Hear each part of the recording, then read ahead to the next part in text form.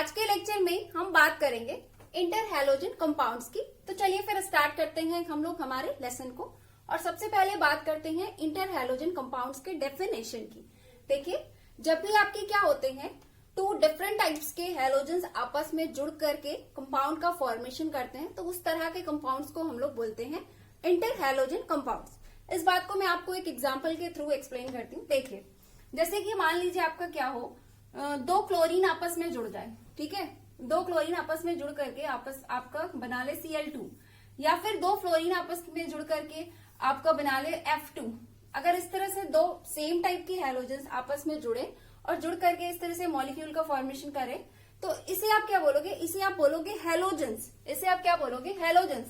लेकिन वहीं अगर ऐसा हो जाए कि दो डिफरेंट टाइप के हैलोजन्स आपस में जुड़ जाए, जैसे कि मान लीजिए आपका एक क्लोरीन एक फ्लोरीन के साथ जुड़ गया, या फिर इस तरह से हो गया कि एक क्लोरीन के साथ आपके तीन फ्लोरीन जुड़ गए, ClF3 बन गया, या फिर इस तरह से हो गया कि एक आयोडीन के साथ आपका 5 फ्लोरीन जुड़ गया, IF5 बन गया। तो अगर इस तरह से बने तो डिफरेंट टाइप्स के हैलोजन्स आपस में जुड़ करके कंपाउंड्स का फॉर्मेशन करें, तो इस तरह के जो कंपाउंड्स बनते हैं इन्हें हम लोग बोलते हैं इंटर हैलोजन कंपाउंड्स। ठीक है, तो अभी आप लोग ये समझ गए होंगे कि इंटर हैलोजन कंपाउंड्स क्या होते हैं, है ना, डेफिनेशन आप समझ गए होंगे। अब चलिए इसके आगे की बात करते हैं। इसके आगे की बात ये है कि हम लोग इंटर हैलोजन कंपाउंड्स को जनरली रिप्रेजेंट करते हैं XYN से, यानी कि इसका जो जनरल फॉर्मूला होता है वो आपका XYN होता है।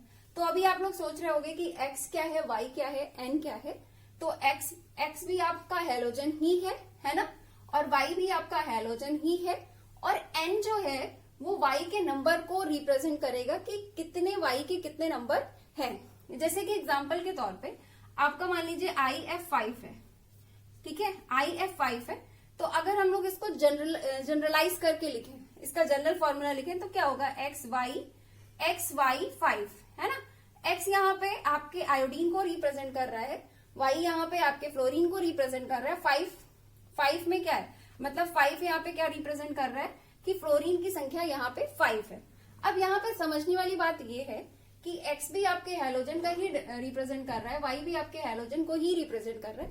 तो दोनों में फर्क क्या है? देखिए, फर्क बस इतना है कि X का मतलब ये है कि X की जगह पर हम उस हैलोजन को लिखते हैं जिसका की साइज बड़ा हो, और Y के जगह पर हम उस हैलोजन को लिखते हैं जिसका की साइज छोटा हो। मतलब कि जब भी हम लोग किसी इंटर हैलोजन कंपाउंड का फॉर्मूला लिखते हैं, तो पहले उस हैलोजन एटम का नेम लिखते हैं, उस हैलोजन एटम को लिखते हैं जिसका की साइज बड़ा होता है, बाद में उसको लिखते हैं जिसका की साइज छोटा है। जैसे कि IF5 को ही देख लीजिए, यहाँ पे क्या है, आप यहाँ पे ये कैसे बना है, यहाँ पे ये 1 आयोडीन और 5 फ्लोरीन से जुड़ करके बना है, ठीक है। तो पहले आपने क्या लिखा है? पहले आपने I को लिखा है, बिकॉज आयोडीन का साइज बड़ा है एज कम्पेयर टू फ्लोरीन, और बाद में आपने फ्लोरीन को लिखा है, ठीक है। तो ये बहुत ही सिंपल सी चीज है। डेफिनेशन आप समझ गए हो, आप ये भी समझ गए कि जनरल फॉर्मूला इसका क्या होता है। जनरल फॉर्मूले में आप ये भी समझ गए कि X क्या है, Y क्या है, N क्या है, और आप ये भी समझ गए कि X को हमें पहले, मतलब X को पहले लिखने का सेंस ये था कि हम ये दर्शाना चाह रहे थे कि जिस हैलोजन एटम का साइज बड़ा हो हम उसे पहले लिखें। तो ये सारे मतलब ये आपका डेफिनेशन और ये सारे पॉइंट्स आपके क्लियर हो गए हैं। अब मैं आपको एक बात और बताना चाहती हूँ कि N जो है आपका, स्मॉल n जो है, जैसा कि मैंने अभी आपको बताया कि N रिप्रेजेंट करता है Y के नंबर्स को। तो मैं आपको बता दूं, इसमें Y की संख्या, Y के जो नंबर्स होंगे, ये सिर्फ या तो 1 होगा, या तो 3 होगा, या तो 5 होगा, या तो 7 होगा, इसके अलावा कुछ और नहीं होगा। तो अब आप लोग सोच रहे होंगे कि ऐसा क्यों, इसके अलावा कुछ और क्यों नहीं होगा। तो अब इसका मैं रीजन आपको बता देती हूँ। रीजन ये है कि देखिए, पहले आप क्या कर रहे हो, आप पहले बड़े वाले, मतलब कि जो बड़े साइज का फ्लोरीन है पहले आप उसे लिख रहे हो, बाद में आप छोटे साइज का फ्लोरीन लिख रहे हो, और फिर उसके नंबर्स को दर्शा रहे हो। इसका मतलब जानते हो क्या है? इसका मतलब ये है कि ये जो बड़े साइज वाला आपका हैलोजन एटम है, ये आपका सेंट्रल होता है, ये आपका सेंट्रल एटम है, और ये जो आप बाद में जो लिख रहे हो ये आपका सराउंडिंग होता है। जैसे यहाँ पे IF5 आप देख रहे हो, तो इसका क्या मतलब है? इसका पता है क्या मतलब? इसका ये मतलब है कि यहाँ पे इससे 5 फ्लोरीन ऐसे जुड़ी हुई है, ठीक है, 5 फ्लोरीन इससे जुड़ी हुई है। IF5 जो होता है इससे आपका 5 फ्लोरीन जो होता है वो जुड़ा होता है, ठीक है। तो यहाँ पे मैं आपको ये बताना चाहती हूँ कि हम लोग, मैंने जैसे कि अभी आपको बताया कि या तो ये 1 होगा, या 3 या 5 या 7 होगा, तो इसका मतलब क्या है? इसका मतलब ये है कि ये जो सेंट्रल एटम होता है, इसकी सराउंडिंग मतलब या तो ये सिर्फ 1 हैलोजन से जुड़ेगा, या तो सिर्फ 3 हैलोजन से जुड़ेगा, या तो सिर्फ 5 से जुड़ेगा, या फिर 7 से जुड़ेगा। इसके अलावा किसी और नंबर्स में इसमें हैलोजन एटम्स नहीं जुड़ेंगे। ऐसा क्यों? ऐसा इसलिए क्योंकि जो आपका हैलोजन होता है, इसकी वैलेंसी 1, 3, 5 और 7 होती है, इसलिए सिर्फ इसकी यही वैलेंसी है, तो इतने ही नंबर्स में ये अपने सराउंडिंग एटम्स से जुड़ पाएगा। ठीक है, तो ये सिंपल सी चीज है। अभी आप लोगों को ये क्लियर हो गया होगा। चलिए, जनरल इंट्रोडक्शन तो क्लियर हो गया है। अब आ जाते हैं हम लोग इसके क्लासिफिकेशन में। तो क्लासिफिकेशन में मैं आपको बता दूं कि एन के नंबर के आधार पर आपके इंटर हैलोजन कंपाउंड्स जो होते हैं, ये 4 टाइप्स के होते हैं। एक है आपका XY टाइप, सेकेंड है आपका XY3, थर्ड है आपका XY5 एंड फोर्थ है आपका XY7। अभी आप लोग यहाँ पर देख सकते हो, यहाँ पे Y1 है, यहाँ पे Y3 है, यहाँ पे Y5 है और यहाँ पे Y7। तो टोटल ये 4 टाइप्स का होता है। और जस्ट मैंने अभी आपको एक्सप्लेन किया कि चूंकि इनकी वैलेंसी ही ये होती है, सेंट्रल एटम की वैलेंसी ही इतनी है, मतलब हैलोजन की वैलेंसी ही यही 1, 3, 5 या 7 है, तो ये अपनी सराउंडिंग में या तो 1 या तो 5 या तो 1 या तो 3 या तो 5 या तो 7 हैलोजन से ही जुड़ेगा। तो ये सिर्फ 4 तरह के ही बनाएगा। तो अगर आप क्लासिफिकेशन लिखोगे तो क्या करोगे? टोटल 4 टाइप्स के ही इंटर हैलोजन कंपाउंड्स दर्शाओगे, है ना। तो ये सिंपल सी चीज है। चलिए, इंट्रोडक्शन क्लियर हो गया, क्लासिफिकेशन क्लियर हो गया। अभी मैं आपको इसके कुछ एग्जांपल्स यहाँ पे बता देती हूँ, कुछ पर्टिकुलर इंटर हैलोजन कंपाउंड्स के एग्जांपल्स। हो सकता है आप लोगों को वहां पे बहुत ज्यादा शाइन कर रहा हो, दिख ना रहा हो, तो मैं आप लोगों को बोल देती हूँ, आप लोग मेंशन कर लीजिए या फिर बुक से देख लीजिएगा। कुछ पर्टिकुलर्स मैंने केवल मेंशन किए। आपका ClF है, BrF है, BrCl है, ICl है, IBr है, ClF3 है, BrF3, ICl3, BrF5, IF5, IF7 etcetera. चलिए, ये तो बहुत सिंपल सी चीज है, कुछ एग्जाम्पल्स हैं, आप लोग देख लीजिएगा। अब आ जाते हैं हम लोग इसके प्रिपरेशन में। तो प्रिपरेशन में मैं आपको बताना चाहती हूँ कि इंटर हैलोजन कंपाउंड्स हमें जब भी बनाना होता है, तो कौन सा इंटर हैलोजन कंपाउंड बनेगा या हमें बनाना है, ये डिपेंड करता है रिएक्शन कंडीशन पर। इस बात को मैं एग्जांपल के थ्रू एक्सप्लेन करती हूँ। देखिए, यहाँ पे इन दोनों रिएक्शन को आप लोग ध्यान से देखिएगा। यहाँ पे हम क्या कर रहे हैं, दोनों ही केस में, दोनों ही रिएक्शन में क्लोरीन और फ्लोरीन की आपस में रिएक्शन करा रहे हैं। ठीक है, क्लोरीन और फ्लोरीन की आपस में रिएक्शन करा रहे हैं। तो पहले वाले एग्जांपल में हमने क्या किया, क्लोरीन को और फ्लोरीन को दोनों को इक्वल अमाउंट में लिया। ठीक है, दोनों को सेम अमाउंट में लिया, दोनों का वॉल्यूम इक्वल है, और फिर टेम्परेचर हम लोगों ने रखा है 437 केल्विन। तो जब हमने इसे हीट किया तो हमारा ClF टाइप का, मतलब ClF बना, यानी कि XY टाइप का आपका ये इंटर हैलोजन कंपाउंड बना क्लोरीन फ्लोरीन का। लेकिन वही हमने क्या किया, सेकेंड वाले रिएक्शन में क्या किया, हमने फ्लोरीन को एक्सेस में कर दिया और टेम्परेचर को थोड़ा से बढ़ा दिया। यहाँ पे आपने 437 लिखा था, तो यहाँ पे हमने 473 केल्विन कर दिया, थोड़ा सा टेम्परेचर बढ़ा दिया, तो हमारा प्रोडक्ट चेंज हो गया। क्या बन गया? ClF3 बन गया, यानी कि XY3 टाइप का बन गया। रिएक्टेंट आपने दोनों में सेम ही लिया था, दोनों में ही आपने क्लोरीन और फ्लोरीन का ही आपस में रिएक्शन कराया था। लेकिन यहाँ पे फर्क क्या हुआ, फर्क यहाँ पे रिएक्शन कंडीशन का हुआ। यहाँ पे आपने टेम्परेचर को थोड़ा सा इंक्रीज कर दिया और यहाँ पे आपने फ्लोरीन को एक्सेस में ले लिया, तो प्रोडक्ट क्या हो गया, चेंज हो गया। ठीक है, तो मैं आपको बस ये बताना चाहती हूँ कि जब भी आप इंटर हैलोजन कंपाउंड्स बना रहे हैं, तो कौन से टाइप का इंटर हैलोजन कंपाउंड्स बनेगा, ये डिपेंड करता है कि आपने रिएक्शन कंडीशन किस तरह का लिया है। ओके, इसी तरह से कुछ 2 और पर्टिकुलर एग्जांपल्स मैंने यहाँ पर मेंशन कर दिए हैं। वो है आपका कि जैसे अगर आप Br2 का रिएक्शन 5F2 यानी कि थोड़ा सा फ्लोरीन को एक्सेस में लेकर कराते हो तो BrF5 बनता है। इसी तरह से ICl3 को बनाने के लिए, आयोडीन टेट्राक्लोराइड को बनाने के लिए आयोडीन का रिएक्शन क्लोरीन के एक्सेस अमाउंट के साथ कराना होता है। ठीक है, तो यहाँ पे बहुत ही कुछ सिंपल सी चीजें थी, इसका इंट्रोडक्शन, यहाँ पे क्लासिफिकेशन और प्रिपरेशन। चलिए अब इसके आगे की बात करते हैं। अब हम लोग बात करेंगे इंटर हैलोजन कंपाउंड्स के जनरल कैरेक्टरिस्टिक्स की। देखिए, सब फर्स्ट पॉइंट इसमें ये है कि जो आपके इंटर हैलोजन कंपाउंड्स होते हैं, ये आपके कोवैलेंट नेचर के होते हैं। अब देखिए, ये कोवैलेंट नेचर के कैसे होते हैं, क्यों होते हैं, मैं आपको बताती हूँ। मान लीजिए अगर हम लोग ClF को ही ले रहे हैं, फॉर एग्जाम्पल के तौर पे हम लोग ClF को ले रहे हैं। ठीक है, अब यहाँ पे समझिएगा, यहाँ पे क्लोरीन और फ्लोरीन के बीच ये जो सिंगल बॉन्ड बना है, कैसे बना है, दोनों तरफ से 1-1 इलेक्ट्रॉन की शेयरिंग हुई है ना, इलेक्ट्रॉन की शेयरिंग से ये बॉन्ड बना है। तो अगर देखा जाए तो फ्लोरीन की इलेक्ट्रोनेगेटिविटी क्लोरीन के कंपेयर में ज्यादा है, क्लोरीन की इलेक्ट्रोनेगेटिविटी कम है ना।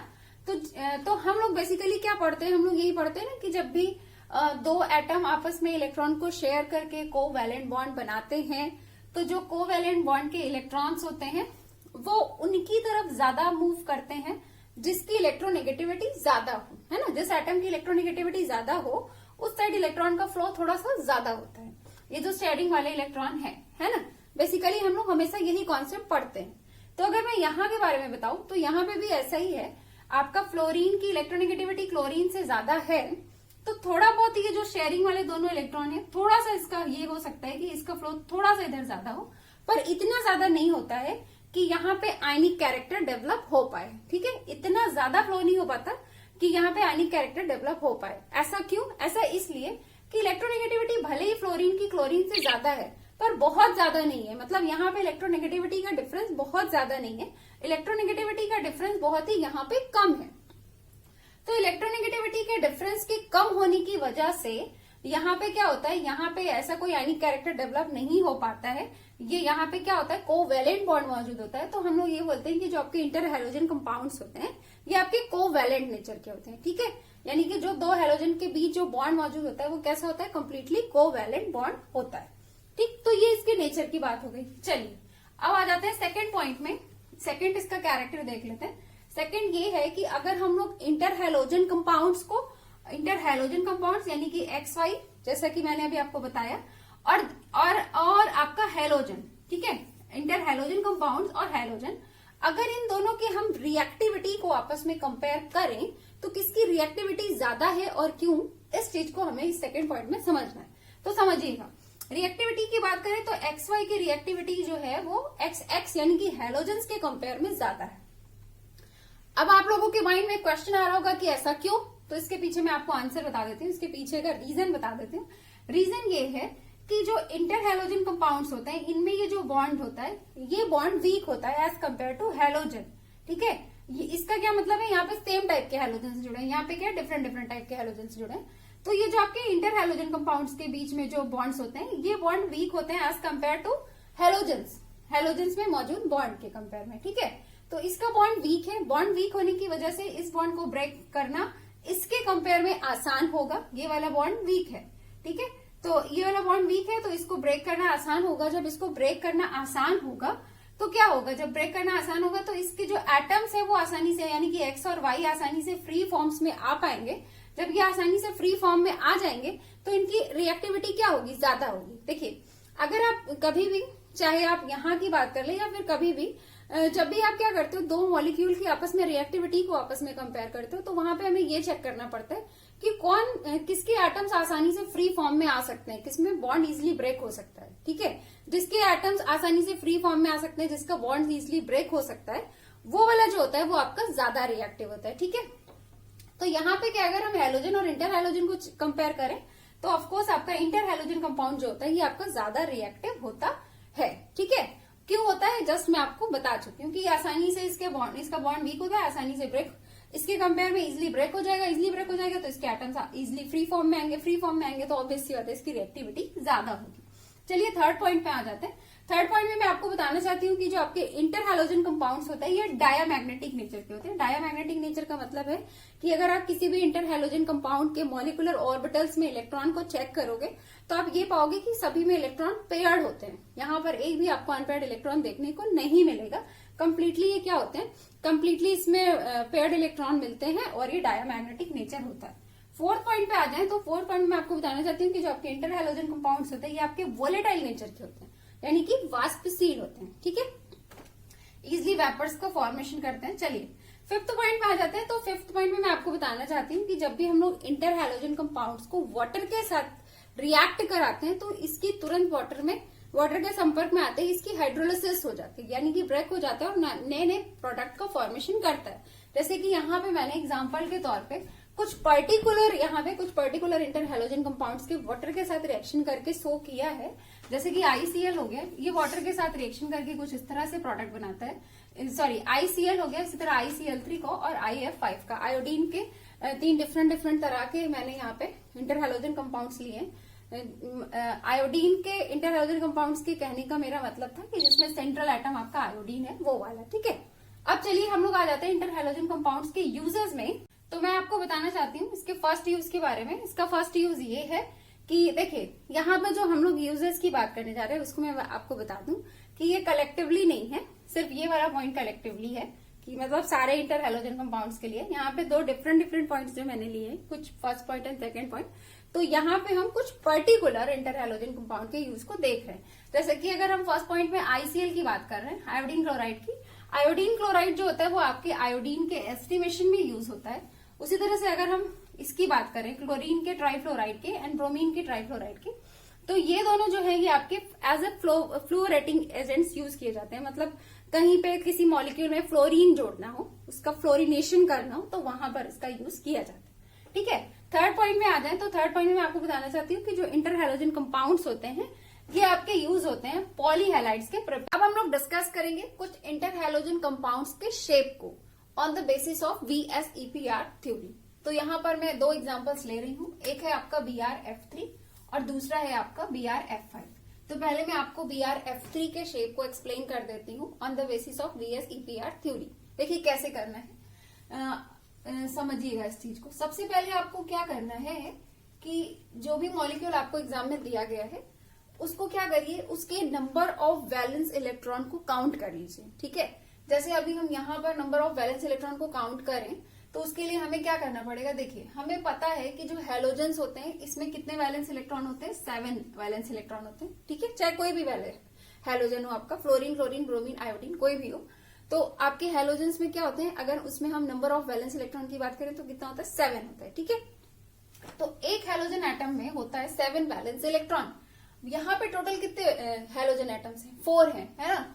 एक 1 आपका ब्रोमीन है एंड 3 आपका फ्लोरीन है। तो टोटल कितने हैं, 3 + 1 4 आपके 4 हैलोजन एटम्स हैं इस पर्टिकुलर मॉलिक्यूल में। तो अब हमें क्या करना है, टोटल वैलेंस इलेक्ट्रॉन निकालना है। तो हम क्या करेंगे, 7 × 4 = 28 वैलेंस इलेक्ट्रॉन्स, ठीक है। 28 वैलेंस इलेक्ट्रॉन्स है आपके BrF3 में।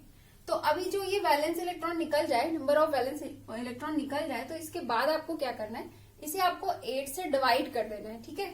चलिए 8 से डिवाइड कर देते हैं तो क्या हो जाएगा, 8 × 3 = 24।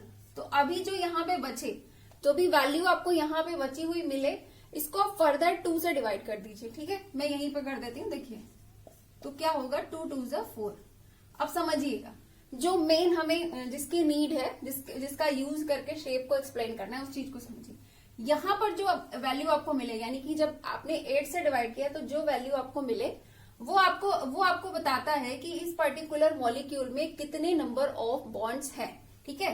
तो अगर हम BrF3 में नंबर ऑफ बॉन्ड्स की बात करें तो आपके यहाँ पे है 3, ठीक है। यहाँ पे 3 सिग्मा बॉन्ड्स है, ओके। और यहाँ पे ये जो आपको यहाँ पे जो वैल्यू मिलती है, मतलब जो आपने 2 से डिवाइड करने के बाद बची हुई वैल्यू को जब आपने 2 से डिवाइड किया तो जो वैल्यू आपको यहाँ से मिले वो आपको बताएगी कि इसमें कितने number of lone pair of electron है। तो यहाँ पे अगर हम लोग number of lone pair of electron की बात करें या नंबर ऑफ लोन पेयर्स मैं लिख देती हूँ, तो नंबर ऑफ लोन पेयर्स की बात करें तो यहाँ पे कितने हैं, 2, ठीक है। तो अगर आपको बॉन्ड पेयर पता हो और लोन पेयर पता हो किसी भी मॉलिक्यूल के लिए तो आप उसका शेप इजिली बना लोगे, ठीक है। आप लोगों ने क्लास 11th में केमिकल बॉन्डिंग चैप्टर पढ़ा होगा। केमिकल बॉन्डिंग चैप्टर में VSEPR थ्योरी है और वहां पर एक चार्ट दिया गया है। उस चार्ट में बताया गया है कि किसी भी मॉलिक्यूल में अगर इतने number of bond pair plus इतने नंबर ऑफ लोन पेयर हो तो इसका शेप ये होगा।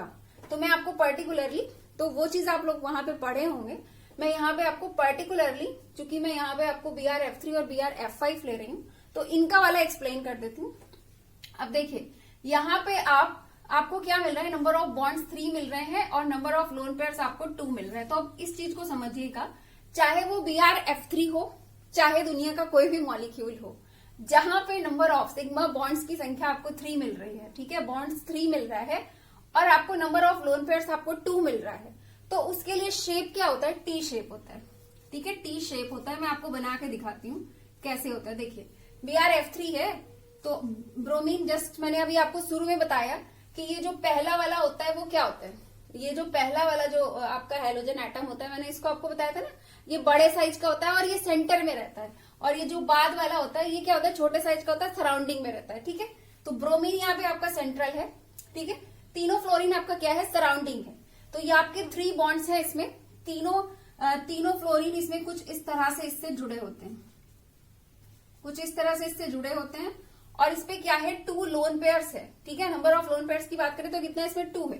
तो 2 लोन पेयर्स इसमें कुछ इस तरह से जुड़े रहते हैं। इस वजह से इसका जो शेप आता है ना, वो आपका शेप क्या होता है, टी शेप होता है। ये वाला अगर हम बॉन्ड पेयर वाले हिस्से की बात करें तो आप देखोगे, ये अगर आप पूरे इस बॉन्ड पेयर को देखो तो ये क्या है, कुछ इस तरह से मिल रहा है ना, टी टाइप में, टी शेप। तो ये जो स्ट्रक्चर होता है इसे हम लोग टी शेप बोलते हैं।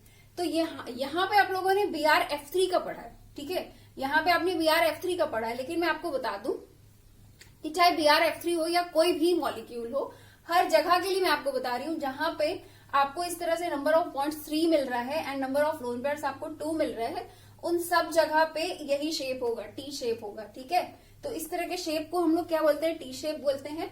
और आपको क्लियर हो गया कि BrF3 का शेप क्या होता है, आपका टी शेप होता है। और अगर इसको ज्योमेट्री इसकी बतानी हो तो इस तरह की ज्योमेट्री को बोलते हैं ट्राइगोनल बाइपिरामिडल। ठीक है, ये ट्राइगोनल, ये वाला हिस्सा आपका ट्राइगोनल बाइपिरामिडल, एक पिरामिड ऊपर इसको ऐसे मिल रहा है, एक पिरामिड इसको नीचे मिल रहा है। तो इस तरह के स्ट्रक्चर्स को हम लोग बोलते हैं ट्राइगोनल बाइपिरामिडल।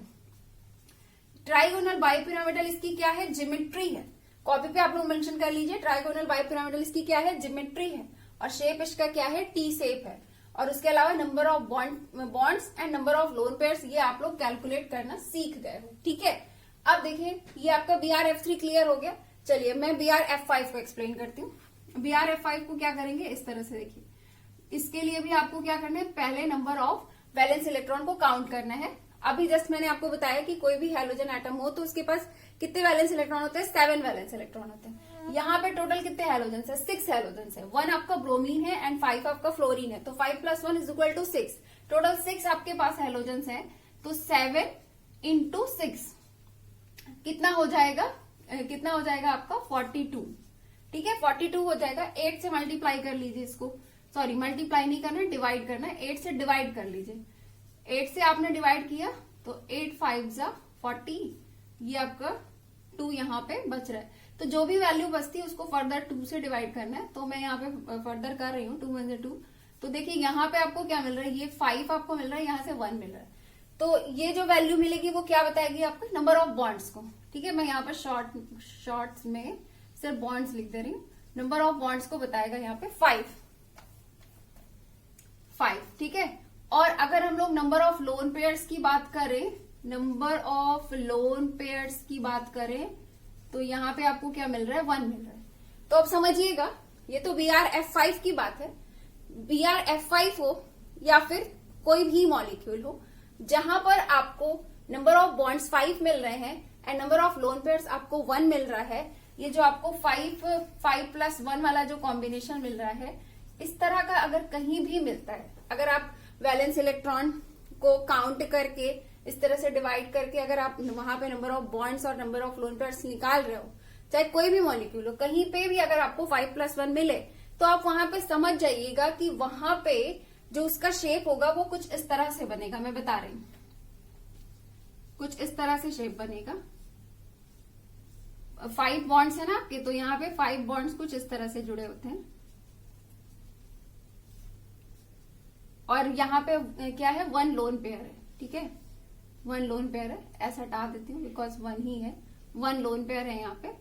ठीक, अब समझिएगा, कुछ इस तरह से ये 5 बॉन्ड्स यहाँ पे जुड़े होते हैं और आपका ये 1 लोन पेयर आपका कुछ इस तरह से जुड़ा होता है।